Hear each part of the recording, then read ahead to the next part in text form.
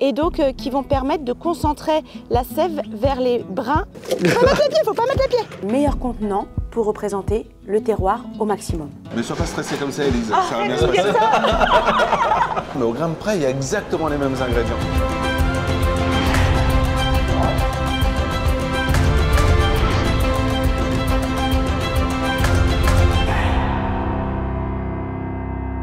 Alors aujourd'hui, on est au Méneux, un village premier cru situé à quelques kilomètres de Reims. Je vais à la rencontre d'Élise Bougie. Élise Bougie, c'est une jeune vigneronne qui a lancé ses premières cuvées il y a à peine un an et dont on parle déjà beaucoup en Champagne et ailleurs. Elle élabore des vins vivants, des vins enveloppants. Avant que je vous la présente, pensez à vous abonner à la chaîne. Vous y retrouverez des vidéos sur la gastronomie, sur le champagne. Allez, maintenant, suivez-moi. Salut Élise. Salut Benjamin. Qu'est-ce que tu fais? Tu es en train de bosser? Ah oui, je suis en train de bosser, je suis en train d'ébourgeonner. Je vais te filer un petit coup de main. Hop, Ok. voilà. Je vois que tout est prêt. Regarde, je t'ai préparé tes gants. Alors explique-moi en quoi ça consiste. Alors ébourgeonner, c'est enlever les petites pousses qui ne seront pas fructifères, où le fruit ne va pas aller. Et donc on enlève ces pousses qui sont inutiles et donc qui vont permettre de concentrer la sève vers les brins et vers le raisin. Regarde là par exemple, celui-ci tu peux l'enlever. Ok, top. Ah, j'ai le coup de main.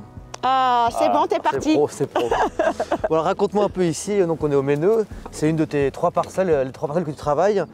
Raconte-moi un peu comment ça fonctionne ici. Alors en fait, j'ai une parcelle unique de 2 hectares qui est ici, centrée ici. Sur cette même parcelle, on fait des tests. Comme tu vois, il y a des engrais verts. Il y a de la vie là, ouais. Voilà, on est sur des sables avec des limons. On est au pied de la petite montagne de Reims et on fait du pinot noir et du pinot meunier. Ok. Donc la parcelle est complantée Ouais, pinot meunier. Un peu plus bas, on a du pinot meunier. Exactement. Ça. Et puis ici, pinot noir. Exactement. Okay. J'ai 2 autres parcelles qui sont dans un endroit complètement différent, sur de la craie. Au Ménil-sur-Oger, où je fais des vins avec du chardonnay en grand cru.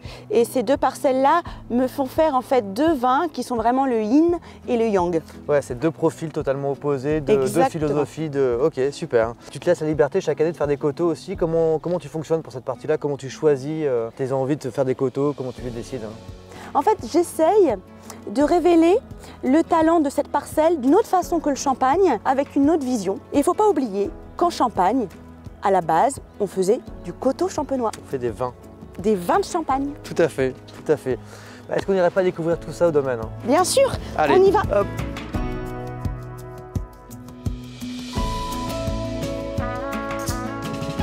Donc ici, Élise, on est dans ton chai, un chai à barrique et à fût. Comment tu travailles ici? Comment ça se passe? Ici, c'est très simple. On presse les raisins. Ils arrivent directement en fût sans intervention. Et l'objectif, c'est d'élever les vins dans le meilleur contenant pour représenter le terroir au maximum. Ok, super. Donc là, je vois, on a une jolie pièce avec du pinot noir, du pinot meunier. Ça vient de la parcelle où on était tout à l'heure, où j'ai travaillé. Et donc, on va goûter un petit peu la vendange 2021.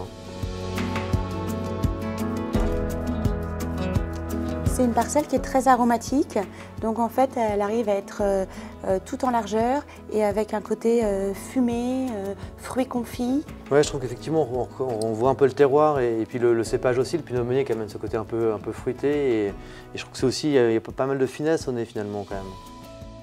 Alors Élise, on a ta gamme sous les yeux, est-ce que tu peux un peu nous expliquer comment elle s'articule, comment ça fonctionne? Alors donc là il y a le champagne Les Méneux, en pinot noir, pinot meunier, blanc de noir. De la parcelle Montchinqueux où on était ensemble, Benjamin. Et ensuite, de cette parcelle-là, je fais un champagne et chaque année, selon mes envies, je vais créer un coteau champenois, un rouge ou un rosé, comme cette année. Donc ça, 2019, tu as fait un rouge, 2020, tu t'es dit c'est plutôt une année où j'ai envie de faire un rosé, il y a le raisin pour. Exactement. Ok. Ensuite, c'est cette parcelle que j'interprète des chétillons de haut, au Ménil-sur-Oger, chardonnay, sol de craie. Et de cette parcelle, j'ai délimité des raisins chardonnay millandais. Ok, très concentrés, des petits raisins, des petites baies très concentrées. Ouais. Exactement, toutes petites, concentrées sans pépins. Ouais. Et j'en fais une cuvée millandais en chardonnay. Ok, un coteau blanc. Ok. Donc c'est vraiment, il y a les 2 champagnes qui sont là chaque année, qui sont les 2 piliers. Et puis derrière, et qui sont très différents, très opposés, hein, pas le même cépage, pas le même terroir. Et puis derrière, l'année, la liberté de faire un coteau, des coteaux en fonction de l'inspiration et de l'envie. Exactement, c'est un peu mon lâcher prise. Donc D'accord, Élise, là c'est ton rosé. Est-ce que tu peux nous expliquer un peu comment tu l'as élaboré? Je l'ai élaboré avec une macération de pinot noir de la parcelle Les Méneux. Ok. Où on la était fameuse ensemble. parcelle, on est tout à l'heure. Ouais. Quand j'ai imaginé ce vin, c'était vraiment d'avoir une vision d'un moment passé au milieu d'un jardin, de fleurs. C'était vraiment mon ambition. Ouais, je trouve qu'on a à la fois la fraîcheur qu'on a dans le terroir champenois, dans le style champenois, puis toute la gourmandise que tu viens de décrire. Pour moi, c'est vraiment un coteau rosé qui a toute sa place à table. C'est un coteau de gastronomie finalement. Donc je sais pas, on pourrait peut-être trouver une bonne idée, quelqu'un qui pourrait accorder ce coteau, bricoler une petite assiette pour marier ça. Je pense à un chef qui crée de l'émotion en Champagne, qui représente l'excellence du terroir et qui est souvent dans le vignoble. Donc j'ai une petite idée. Moi aussi, je crois que j'ai une petite idée, mais j'en dis pas plus.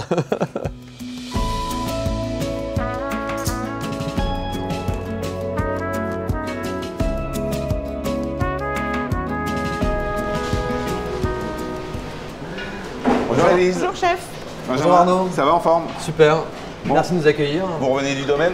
Exactement, Élise m'a présenté son coteau rosé. Très je crois bien. qu'elle avait envie de vous le faire goûter. Ouais, mais sois pas stressé comme ça Élise, ça va bien se passer. Ouais. Alors voilà Tu l'as ouvert là à l'instant au domaine? Oui, exactement. Donc pris dans la cave, température de la cave. Température ambiante et c'est vraiment mon premier co 2020. On sent que c'est déjà un vin qui est installé, qui est bien mis en place. On a vraiment ce fil conducteur sur la salinité par rapport au pinot noir. Donc moi j'aime bien. Hein.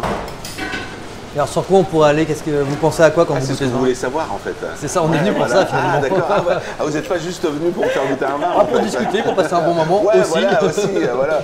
Ah, il faut que je travaille aussi, donc allez, on va travailler un peu. Moi, j'irai sur un produit de la mer. Ouais. Avec La une- salinité là pour retrouver. Avec une salinité. On va pas aller chercher une salinité trop agressive, pas trop puissante, pas trop marquée. Donc on va plutôt aller sur la Méditerranée pour avoir cette salinité qui est vraiment parcimonie et vraiment très légère. Bon allez. Regarde déjà dans les couleurs, comme on est synchro. Il y a du rouge, il y a du vert. Par rapport au vin, on se marie super bien. Deux sauces avec. Donc là, on est sur la gamberoni qui est rôtie.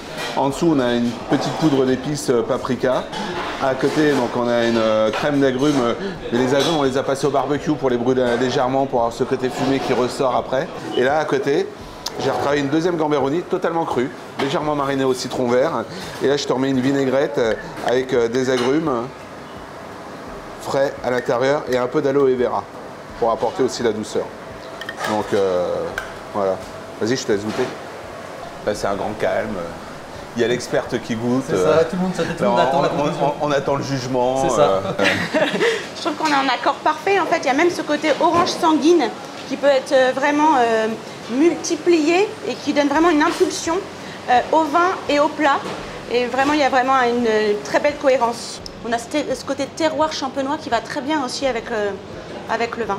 Bah, ça marche, c'est un coup de chance. Magnifique. Oh là là. C'est un coup de chance. Vous êtes rassurés, ça y est, ça va mieux? Ouais, ça va Moi, mieux. C'est un coup de chance. je goûte ça, Arnaud, hein, parce que je suis un peu gourmande, alors je goûte. T'as bien raison. Non, ce qui est intéressant, c'est qu'effectivement, le plat, ce qu'on disait, hein, c'est que c'est deux versions du même plat, tu dis au gramme près, et ça donne deux facettes du vin. Tous les ingrédients qui sont dans cette assiette-là se retrouvent dans cette assiette-là. Travaillés tous les deux différemment, mais au gramme près, il y a exactement les mêmes ingrédients. Et pourtant, on a deux lectures totalement différentes du plat qui nous donnent une complémentarité en plus avec le vin, mais qui donnent deux lectures différentes au vin aussi. Complètement deux interprétations, et c'est un vin qui est multifacette. Finalement, ton vin est multifacette, c'est intéressant. Non, c'est top, merci, je crois qu'on a vraiment un bel accord. Merci beaucoup, Arnaud. Non, merci à toi, Élise. Merci. Merci Benjamin d'être venu nous voir. C'est super adorable. Et ça me fait toujours plaisir de pouvoir mettre en avant nos vignerons qui font un travail extraordinaire. Extraordinaire, c'est vrai. Vous l'avez compris, Élise Bougy élabore de véritables champagnes de terroir, des champagnes vivants, des champagnes charmeurs, enveloppants, et toute une gamme inspirée de coteaux champenois qui évoluent au fil des millésimes, des champagnes et des coteaux qu'on adore chez Plus de Bulles.